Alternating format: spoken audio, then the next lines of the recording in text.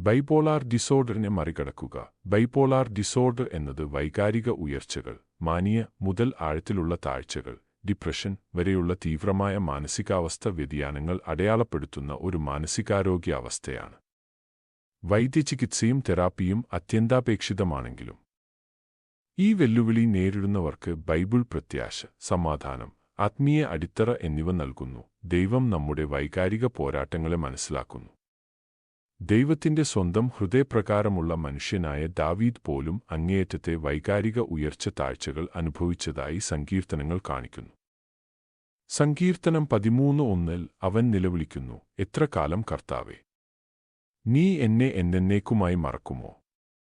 എത്ര കാലം ഞാൻ എന്റെ ചിന്തകളുമായി മല്ലിടണം?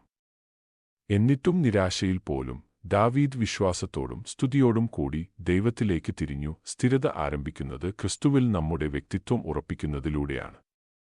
2 തിമോത്തി 1:7 നമ്മെ ഓർമ്മിപ്പിക്കുന്നു, എന്തെന്നാൽ ദൈവം നമുക്ക് ഭയത്തിന്റെ ആത്മാവിനെയല്ല, ശക്തിയുടെയും സ്നേഹത്തിന്റെയും സുബോധത്തിന്റെയും ആത്മാവിനെയാണ് നൽകിയിരിക്കുന്നത്.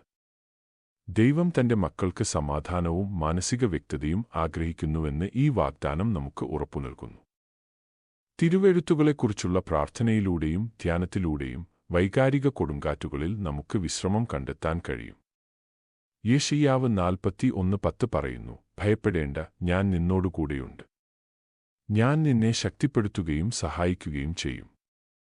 മാനസികാവസ്ഥകൾ മാറുമ്പോഴും ദൈവം സ്ഥിരനും വിശ്വസ്തനുമാണ്.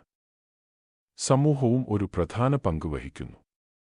2 പേർ ഒന്നിനേക്കാൾ നല്ലവരാണെന്ന് സഭാപ്രസംഗി 4:9 നമ്മെ ഓർമ്മിപ്പിക്കുന്നു, കാരണം ഒരാൾ വീഴുമ്പോൾ മറ്റേയാൾക്ക് അവരെ എഴുന്നേൽപ്പിക്കാൻ കഴിയും. പ്രിയപ്പെട്ടവരിൽ നിന്നും സഭയിൽ നിന്നുമുള്ള പിന്തുണ ദൈവത്തിന്റെ കരുതലിനെ പ്രതിഫലിപ്പിക്കും. ബൈപോളാർ ഡിസോർഡർ സങ്കീർണമാണെങ്കിലും യാത്രയുടെ ഓരോ ഘട്ടത്തിനും ദൈവം അചഞ്ചലമായ സ്നേഹവും സമാധാനവും ശക്തിയും നൽകുന്നു.